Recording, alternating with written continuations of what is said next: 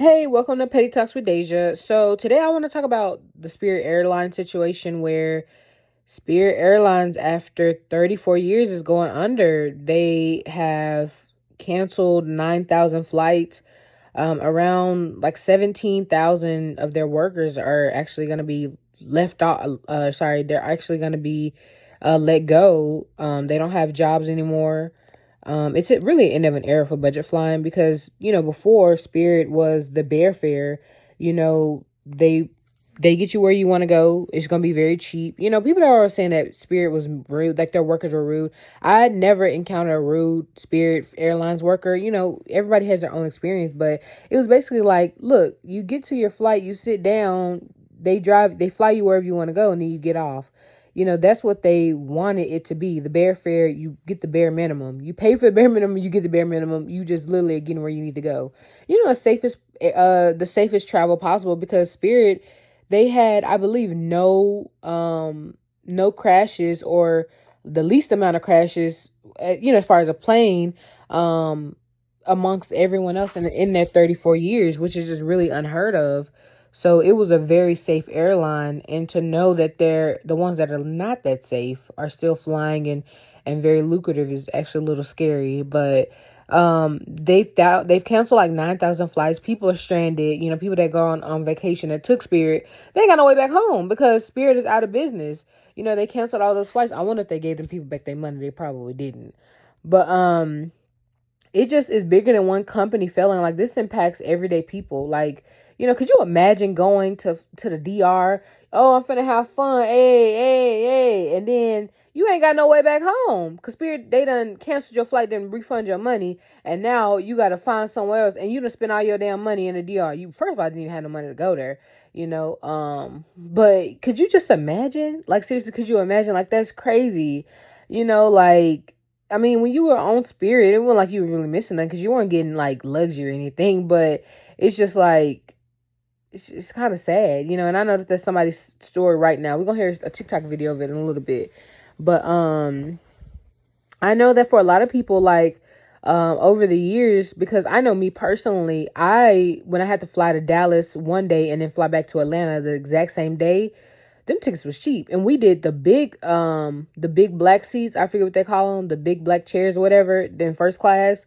And they were like a really good price. So people, they started to see over the years, like really recently, that Spirit stopped being like this very cheap bear fare. Like, it stopped being like the budget fare. It was like the prices were going up and they were past like the Delta and American Airlines that, they pride themselves on, like, yeah, I mean, we cost a little bit more, but you're going to get what you pay for. It was like, damn, Spirit, I'm not even giving what I pay for, and y'all charging me all this extra. Like, y'all don't even give nobody nothing. Like, y'all not spending y'all money on soda cans, on them damn peanuts, on them damn little Biscoff crackers, but cookies. But y'all sitting over here charging like $500 in United States travel. Girl, what is this about? I'm not even going over there to Turkey. I'm not going to China. Like, why y'all charging me so much? Like, why am I paying all this for Spirit? And I really do feel like the rising costs really hurt their whole identity, because I started traveling Delta, from Atlanta. Delta is a big deal. So I started traveling Delta because Spirit started costing way too much. And I'm like, look, if I'm going to pay it, I'm going to pay it. And I'm not going to pay it over there to Spirit. Y'all ain't got no TV in the back of y'all chairs. So I'm just going to be sitting there.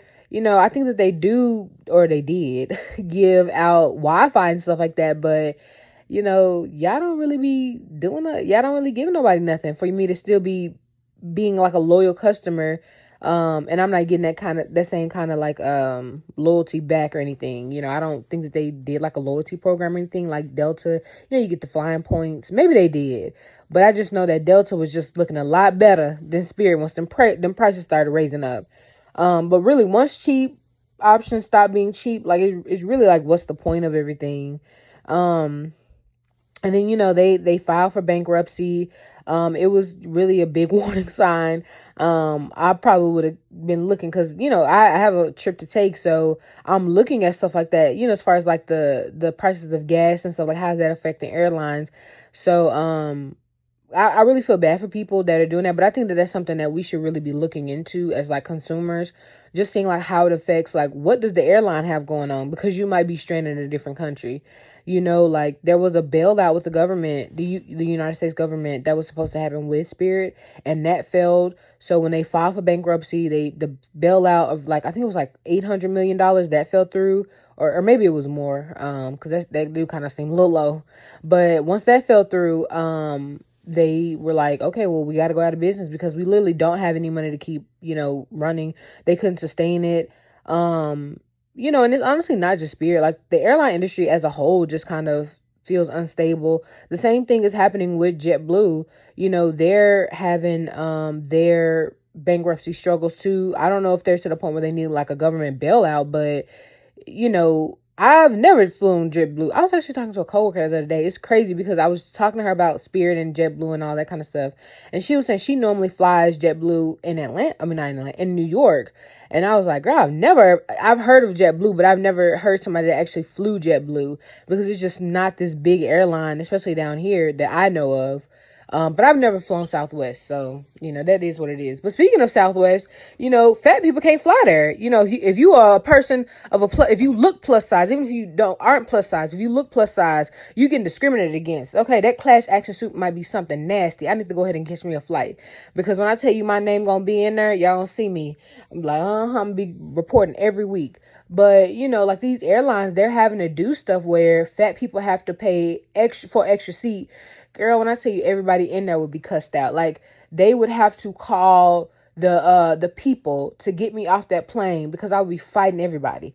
They actually charging more because I remember when my friend was trying to come down here, we were like, oh, you just fly Southwest. You get 2 bags for free, 2 check bags for free. Like they did so much, but you just kind of see that stop. And once you see that stop, you see like how they start moving where, they have issues with fat people, flying. And then they also have issues with, giving people what they used to get before. I think they don't even do any free check bags. Like you got to pay for everything on Southwest, which it was not like that like just a couple of months ago. And then you see JetBlue and Spirit, filing for bankruptcy. One of them going completely out of business.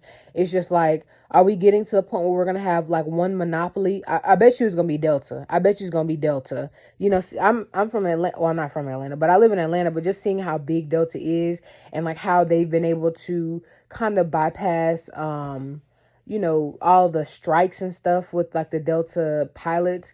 I'm sure that in a couple of years it's gonna be like this dystopian future where you're not going to be going online on Google and searching like, okay, so flights from here to here and let me compare prices. Is going to be, this is the price you got to pay if you want to do air travel. And it is really upsetting because, I was talking to somebody and they don't really understand it. You don't understand it until all your options are gone.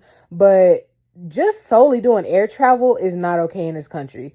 Like, air travel is not it was not an unsafe option. It is now. But the fact that we don't have any other way other than like, driving 12 hours and like almost get into an accident, if you want to go somewhere, like we don't have this train situation where it goes from like one part of the country to the other part. And we could have trains, but like the airline industry is so exploitative to the point where they were not even wanting us to get any travel by train. Like they were stopping like major train lines for being built, so I do wonder with like all of the airlines going under, is it going to be like we're reverting to like trains? Like, is that going to be an option? Because that would be something that would be very, helpful to people. But, anything that's helpful for the poor people, they just not going to do that. So all the airline travel will be no more. And we still going to have people like, Donald Trump and JD Vance like, oh, well, we're not doing that. That would just cost too much. We don't want these poor people to be able to get to better opportunities, for a cheaper price. So we won't be doing that. Thank you. Actually, no, thank you. But, yeah, it really is sad, with this whole airline situation, like 17,000 people losing their jobs, and on top of everything that happened, like with TSA, just a little bit ago, like when I tell you it's horrible right now to be a USPS worker and like an airline worker, like those are the two jobs. Whenever you used to talk about them, like maybe 5 or 10 years ago, it was just like, oh yeah, you get you a job especially in Atlanta, you get you a job at the airport, you good. you good. Like, you just work your way up. You know, you get you a job with USPS, United States Postal Service. Oh, you good. That's a federal job. Like, you're going to have a pension when you get done with it. And it's like, that's just not the case anymore. Like, we're just seeing so much stuff that, you know, that used to be a sure thing before, just not be a sure thing anymore. And that's just the way what life works. But some of this stuff is just like, nah, like, damn, the mail people going out of business. How the hell am I gonna get my mail? You know, I'm not laughing at them going out of business. I'm just saying, like, this is just crazy. But you know, it's just a really sad thing. But anyways, this has been Petty Talks with Deja. You know, just let me know how y'all feeling in the comments. Do y'all feel like Spirit going out of business is like this horrible thing, or do y'all like, hey, they was a shitty airline anyway, you know? You know, and how do y'all feel about the possibility of, well, I mean, it's not really a possibility right now. It's just me spitballing. But how do y'all feel about, you know, taking trains everywhere? I'm a person that likes travel. You know, I don't like to just do planes, and I like to experience it. I like to go on, you know, like as I'm traveling somewhere, I like to look outside the window and like look at where everything is and everything. So I like it. But how do y'all feel about train travel and, you know, all that? How do y'all feel about possibly a dystopian future where we only have one freaking airline? I mean, hey. But anyways, this has been Petty Talks with Deja, and have a good day, okay?